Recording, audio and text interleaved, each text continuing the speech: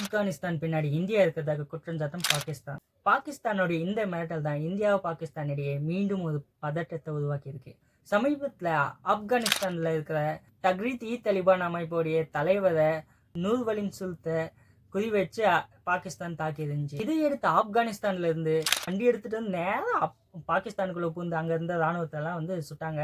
So 2 பேருக்கும் சண்டை நடந்துச்சுன்னு எல்லாருக்கும் தெரிஞ்சிருக்கும். இதையடுத்து கத்தார்ல முதல் கட்ட பேச்சுவார்த்தை நடந்தது. ஆனா 2ஆம் கட்ட பேச்சுவார்த்தை தோல்வி அடைஞ்சிச்சு. ஏன் அப்படின்னு பாத்தீங்கன்னாக்கா, ஆப்கானிஸ்தான் தீவிரவாதிகளுக்கு துணையா இருக்கக்கூடாதுன்னு சொல்லிட்டு பாகிஸ்தான் சொன்னதாகவும் அதை ஆப்கானிஸ்தான்ல இருந்து தாலிபான் ஏத்துக்கலன்னு சொல்லப்படுது. அதனால பாகிஸ்தான் என்ன சொல்லுச்சுன்னு பாத்தீங்கன்னா, இந்தியா தான் இது ஆப்கானிஸ்தான் பின்னாடி இருக்கு அப்படின்னு சொல்லிட்டு பாகிஸ்தான் குற்றம் சாட்டி வச்சிருக்கு. இந்தியாவுடைய கைப்பாவை தான் ஆப்கானிஸ்தான் தாலிபான்கள்லாம் பாகிஸ்தான் குற்றம் சாட்டி வச்சிருக்கு. இந்தியா தான் பின்னாடி இருக்குன்னு சொல்லிட்டு குற்றம் சாட்டி வைக்கிறது. நீங்க என்ன நினைக்கிறீங்கன்னு சொல்லிட்டு மறக்காம கமெண்ட்